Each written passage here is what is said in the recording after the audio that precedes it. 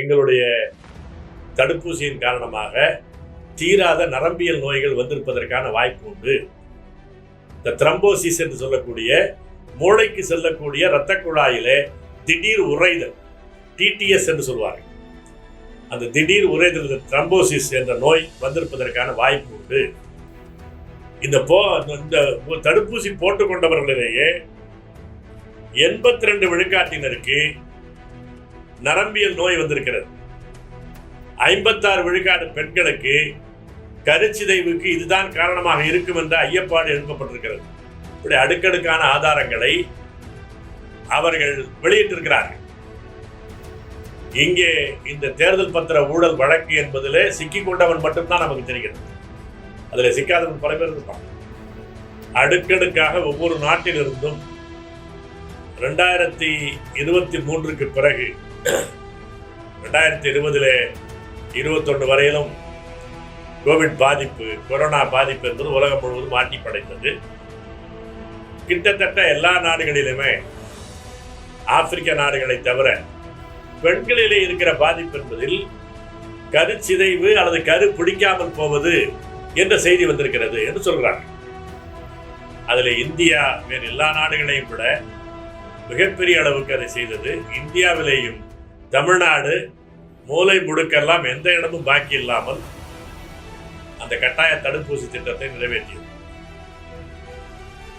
அந்த தடுப்பூசி திட்டத்தை கட்டாயப்படுத்திய போதே தமிழ் தேசிய பேரியக்கமும் விழிப்புணர்வுள்ள மருத்துவர்களும் பல ஊர்களிலே கண்டன ஆர்ப்பாட்டமே நடத்தினர்.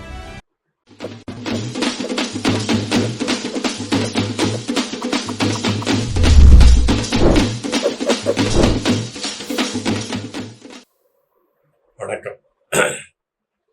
கர்நாடகா மாநிலத்தில் மைசூர், ஷிமோகா, ஹாசன் பகுதிகளில் திடீரென்று மாரடைப்பால் மரணங்கள் அதிகரித்திருக்கிறது. அதுவும் 40 வயதுக்கு கீழே உள்ளவர்கள் மரணிப்பது கடந்த ஒரு மாதத்திற்குள்ளாக 45 பேர் இறந்திருக்கிறார்கள். இதனால பீதியுற்ற மக்கள் மைசூரிலே எல்லா வயதை சேர்ந்தவர்களும் வரிசை கட்டி நின்று இதய பரிசோதனைக்காக, இதய ஆய்வுக்காக வரிசை கட்டி நிற்கிறார்கள் என்ற செய்தியெல்லாம் வருகிறது. கர்நாடகத்தினுடைய முதலமைச்சர் சித்தராமையா இந்த திடீர் மாரடைப்பு மரணத்திற்கு ஏற்கனவே கொரோனா தொற்றுக்காக போடப்பட்ட தடுப்பூசி காரணமாக இருக்கலாமோ என்ற ஐயத்தை ஏற்படுத்தினார். உடனடியாக ஓடோடி வந்து இந்திய அரசும் இந்திய நலவாழ்வுத்துறையும் அதனுடைய உயர் அதிகாரிகளும் அறிக்கை மேல் அறிக்கை விட்டுக் கொண்டிருக்கிறார்கள். அதனால் எல்லாம் இல்லை, தடுப்பூசி போட்டதனாலே ஒன்றும் நடந்துவிடவில்லை என்று சொல்லிவிட்டு இந்திய அரசு இந்த திடீர் மரணங்கள், இளம் வயது மரணங்கள், மாரடைப்புகள் இது அதிகரித்திருக்கிறது, இதற்கான தனி காரணம் என்ன என்று ஆய்வு செய்வதற்காக இந்திய மருத்துவ கழகத்தினுடைய ஆய்வாளர்களை, ஆய்வுக்குழுவை ஆய்வுக்காக அமர்த்தி இருக்கிறது. ICMRல இருந்து ஆய்வுக்காக அமர்த்தி இருக்கிறது. ஆனால் அந்த ஆய்வு முடிவுகள் வருவதற்கு முன்னாலேயே தடுப்பூசியினாலே ஒரு மரணமும் இல்லை, இது ஒரு அட்வர்ஸ் எஃபெக்ட் என்பதெல்லாம் அவ்வளவு அதிகமாக இல்லை என்றெல்லாம் சப்பை கட்டுக் கொண்டிருக்கிறீர்கள். உண்மை என்ன?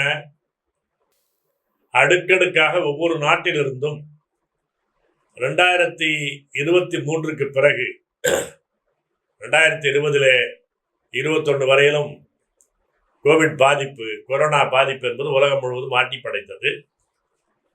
கிட்டத்தட்ட எல்லா நாடுகளிலுமே, ஆப்பிரிக்க நாடுகளை தவிர, அந்த பாதிப்பு இருந்ததன் காரணமாக எல்லா நாடுகளிலுமே முந்திக் கொண்டு கொரோனா தடுப்பூசியை போட்டார்கள். தேவையோ தேவையில்லையோ, அந்த உடலுக்கு ஒத்துக்கொள்ளுமோ தெரியாதோ, ஒத்துக்கொள்ளாதோ, எதையுமே தெரியாமல் சகட்டு மேனிக்கு கட்டாயமாக அனைவருக்குமான தடுப்பூசி என்பதை நிறைவேற்றினார்கள். அதில் இந்தியா வேறு எல்லா நாடுகளையும் விட மிகப்பெரிய அளவுக்கு அதை செய்தது.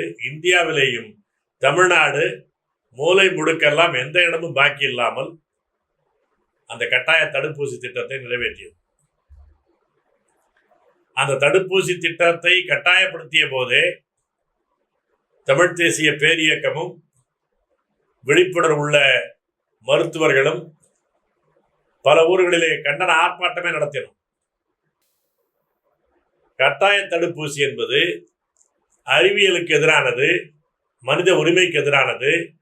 மனித உடல் மீது ஒரு கம்பெனிகளின் போரை, கம்பெனிகளுடைய லாபத்திற்காக சகட்டு மேனிக்கு திணிப்பது என்பது ஒரு ஈவிரக்கமற்ற கொடுமையான போர். இதனுடைய விளைவுகள் பல ஆண்டுகள் கழித்து தான் தெரியும் என்பதையெல்லாம் பல்வேறு ஆய்வறிஞர்கள், குறிப்பாக இந்த mRNA வேக்சின் தயாரித்த அறிவியலாளருடைய ஆய்வறிக்கையை வைத்தெல்லாமே சொன்னோம். யாரும் காதலை போட்டுக் கொள்ளவில்லை. இன்றைக்கு என்ன நிலைமை? ஊருக்கு ஊர் பார்க்கிறோம். 30 வயது 40 வயதை சேர்ந்த இளைஞர்கள் மரணம் அடைந்ததற்கு கண்ணீர் அஞ்சலி போஸ்டர்கள் எல்லா மூலை முடுக்கெல்லாம் வந்து கொண்டிருக்கிறது. இவ்வளவு இளம் வயதில் திடீர் மரணங்கள் அதிகரிப்பதற்கான காரணம் என்ன என்பதை பற்றி நாம் யோசிப்பதில்லை. அரசாங்கமும் யோசிக்க விடுவதில்லை. ஆனால் உண்மையில் என்ன, 2023 24 பனாரஸ் இந்து யூனிவர்சிட்டி, அந்த பல்கலைக்கழகத்தினுடைய ஆய்வாளர்கள் ஜார்க்கண்டிலே, பீகாரில் ஒரு பகுதியில் ஆய்வு செய்தார்கள். ஆய்வு செய்துவிட்டு ஓராண்டு அந்த தடுப்பூசி போட்டவர்களை ஓராண்டுக்கு முன்னால் 2023 ஆய்வு செய்தார்கள். அதே ஆட்களை 2024 ஆய்வு செய்தார்கள். இந்த இடைப்பட்ட காலத்தில் அவர்களுக்கு அவருடைய உடல்களில் நேர்ந்திருக்கிற சிக்கல்கள் என்ன என்பதை பற்றியெல்லாம் ஆய்வு செய்தார்கள். இதே போன்ற ஆய்வுகள் உலகம் முழுவதும் நடந்திருக்கிறது. அமெரிக்காவில் நடந்திருக்கிறது, ஜப்பானில் நடந்திருக்கிறது. இதை பற்றி ஆய்வு அறிக்கைகள் வந்து கொண்டே இருக்கின்றன. இப்போ பெரிய அறிவியல் மருத்துவ ஆய்வு ஏடுகளிலே வந்து கொண்டிருக்கிறது. அதில் பலவற்றை நாம் அவ்வப்போது சொல்லிக் கொண்டிருக்கிறோம். எடுத்துக்காட்டாக,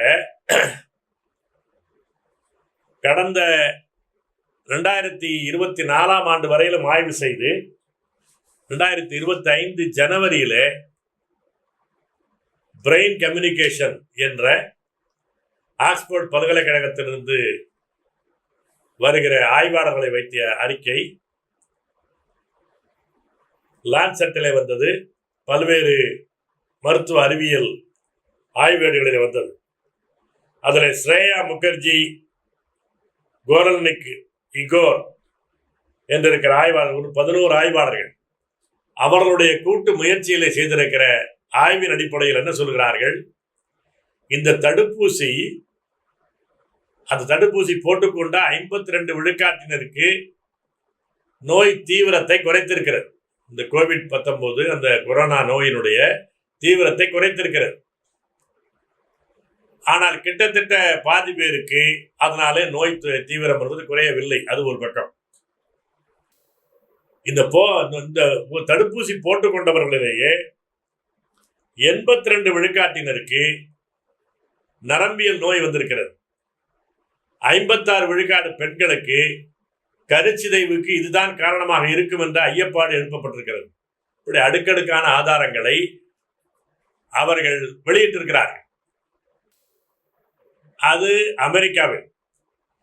இங்கே பனாரஸ் இந்து யூனிவர்சிட்டி அதனுடைய ஆய்வில் சொல்கிறார்கள். கடந்த 2023 ஜூனில் லான்செட் என்ற அந்த ஆய்வேட்டில் வந்திருக்கிறது.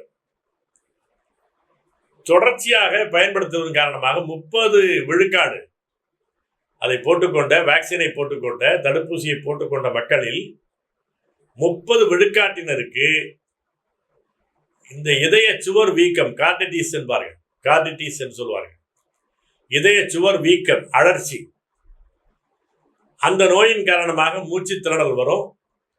அதில் கணிசமான பேர் இறப்பு வரையிலும் போகிறது. பல பேருக்கு ஆயுள் முழுவதும் அந்த இறைப்பு நோய், அந்த இதய வீக்கத்தின் காரணமான இதய வலி, அதை ஒட்டிய பல்வேறு சிக்கல்கள் என்பது வாழ்நாள் முழுவதும் தொடரும் என்பதை இந்த ஆய்வு கிட்டத்தட்ட 1/3 அது வருகிறது என்று சொல்கிறார்கள். இன்னொரு ஆய்வு இதே இந்தியாவிலே தான் கோவாக்சின் பாரத் பயோடெக் என்ற கம்பெனி இருக்கிறது. இந்த பாரத் பயோடெக் என்ற கம்பெனி அது தயாரித்த கோவாக்சின் என்ற அந்த தடுப்பூசி தான் மிக அதிக அளவில், குறிப்பாக தமிழ்நாட்டிலே போடப்பட்ட தடுப்பூசி அதுதான் அதிகம். அந்த கோவாக்சின் போட்டுக்கொண்டவர்களில் 47.9% மூச்சுக்குழாய் தொற்று வந்திருக்கிறது. பிராங்கைட்டிஸ் என்று சொல்வார்கள், அந்த மூச்சுக்குழாய் தொற்று வந்திருக்கிறது. அதுபோல அவர்கள் பல சொல்லுகிறார்கள். Adverse events of special interest பேர்.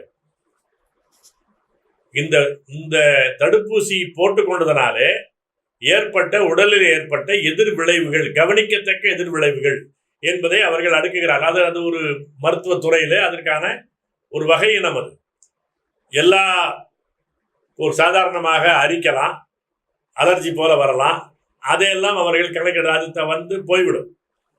அப்படி இருப்பதல்லாமல் ஒரு நீண்ட விளைவுகளை ஏற்படுத்தக்கூடிய ஸ்பெஷல் எஃபெக்ட்ஸ் சொல்கிறார்கள், ஸ்பெஷல் இன்ட்ரெஸ்ட் சொல்கிறார்கள். நாம் கவனிக்க வேண்டிய அளவில் எதிர் விளைவுகள் உடலில் ஏற்படுத்தக்கூடிய செய்திகளை மட்டும் ஆய்வு செய்து அதிலே சொல்கிறார்கள் 1% பேருக்கு ஸ்ட்ரோக் வருகிறது, வாதம், அந்த முடக்குவாதம் வருகிறது.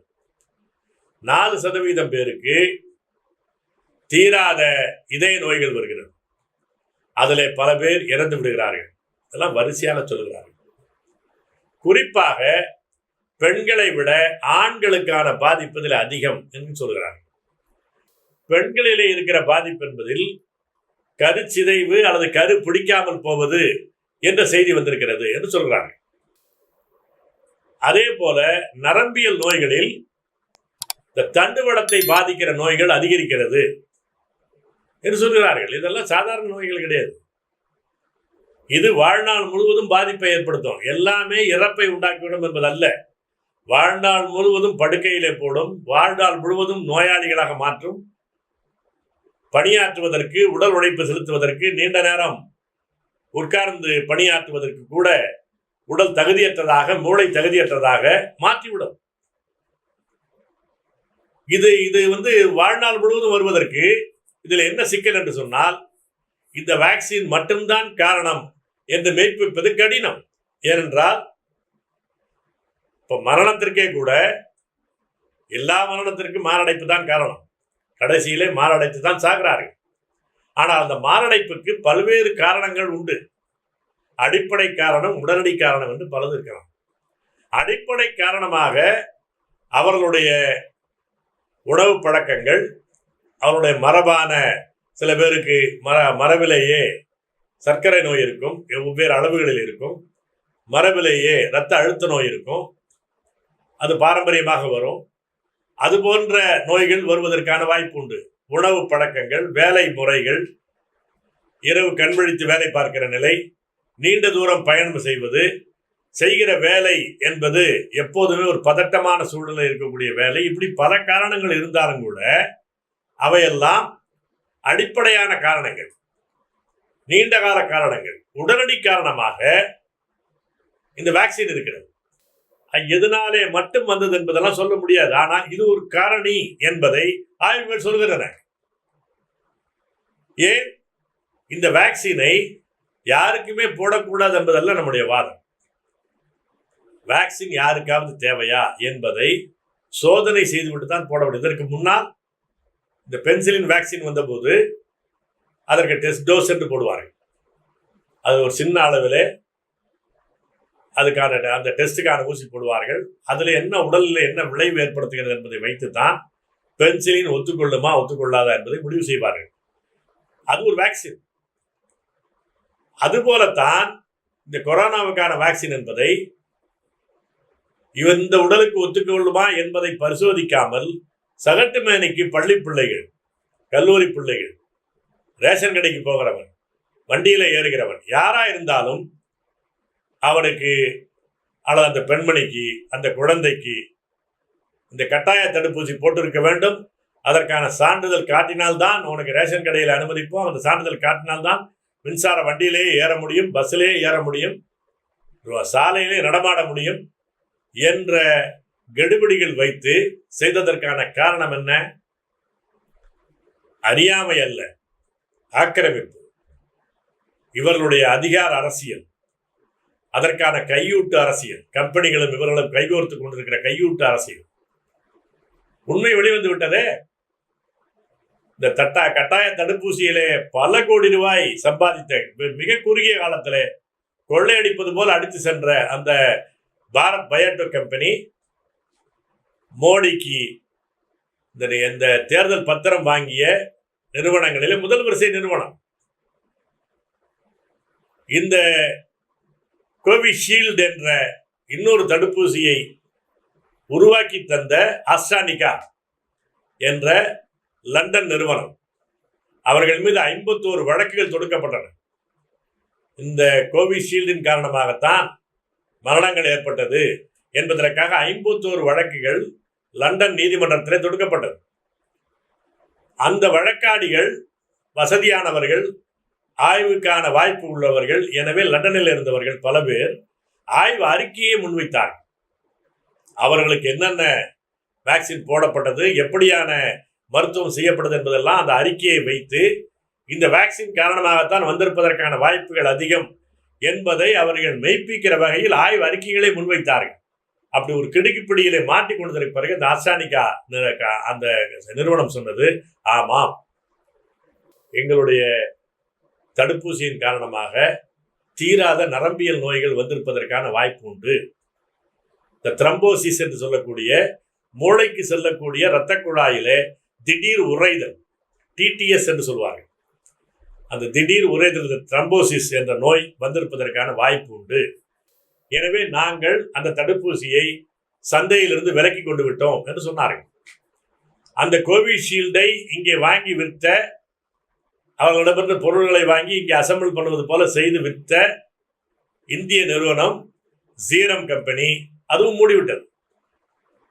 அந்த சீரம் இன்ஸ்டிடியூட் அந்த நிறுவனமும் மோடிக்கு பணம் கொடுத்தவர்கள், அதுபோல திமுக ஆட்சிக்கு பணம் கொடுத்தவர்கள்.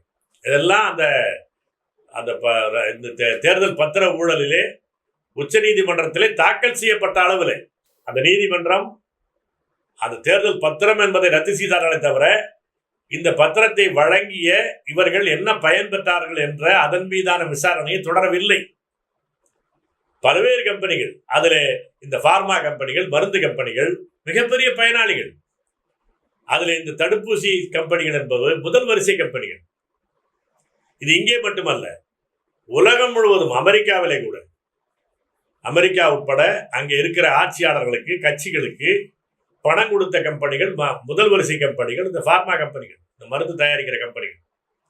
அந்த நாடுகளிலே கட்சிகளுக்கு பணம் கொடுத்தால் அதை கையூட்டு லஞ்சம் என்று சொல்வதில்லை, நன்கொடை என்று அதுக்கு அவனுடைய பேலன்ஸ் ஷீட்ல வெளியிடுறான். அதனால அங்கே வெளிப்படையாக தெரிகிறது.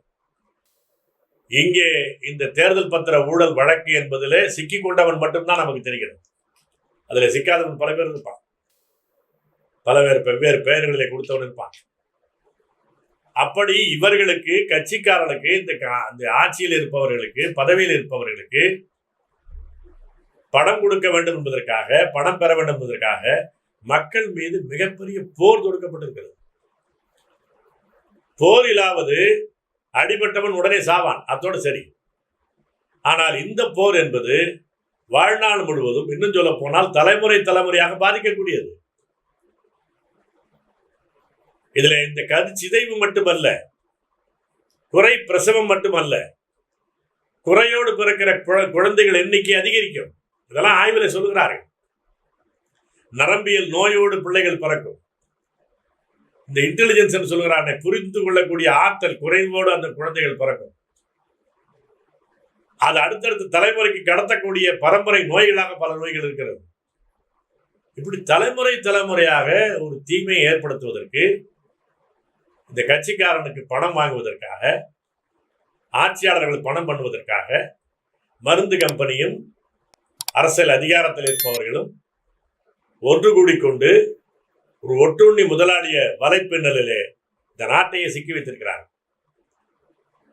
அதனுடைய விளைவுதான் கர்நாடகத்தில் பார்க்கிறோம். பல இடங்களிலே நாம் இன்றைக்கு என்ன வாய்ப்பு இருக்கிறது? தமிழ்நாட்டில் இருக்கிற சிக்கல் என்ன? இளம் வயது மரணங்கள் அதிகரிப்பதற்கு இந்த தடுப்பூசி போட்டுக் கொண்டவர்களிலேயே அதிகம் பேர் இன்னைக்கு பெரும் பரவலாக டாஸ்மாக் இருக்கிறது. கிட்டத்தட்ட குடிக்காதவனே இல்லை என்ற அளவுக்கு குடிப்பழக்கம் என்பது, அதுக்கு பேர் குடிப்பிரியன் என்று நல்ல பேர் சொல்கிறாங்க. குடிகார் என்று சொன்னால் அது மரியாதை குறைவு. இந்த குடிப்பிரியன்களுடைய எண்ணிக்கை என்பது அதிகரித்திருக்கிறது. ஆண் பெண் என்ற வித்தியாசம் இல்லாமல் வளர்ந்து கொண்டிருக்கிறது. இது கட்டாயமாக இந்த தடுப்பூசியின் காரணமாக பலவீனப்படுத்தப்பட்டிருக்கிற இதயத்தில் மிகப்பெரிய பாதிப்பை ஏற்படுத்தும். அதனால்தான் திடீர் மரணங்கள் ஏற்படுகிறது, இளம் வயது மரணங்கள் ஏற்படுகிறது. எனவே இது அவர்களுடைய உணவு பழக்கம், லைஃப் ஸ்டைல் என்று சொல்லி தள்ளிவிட முடியாது.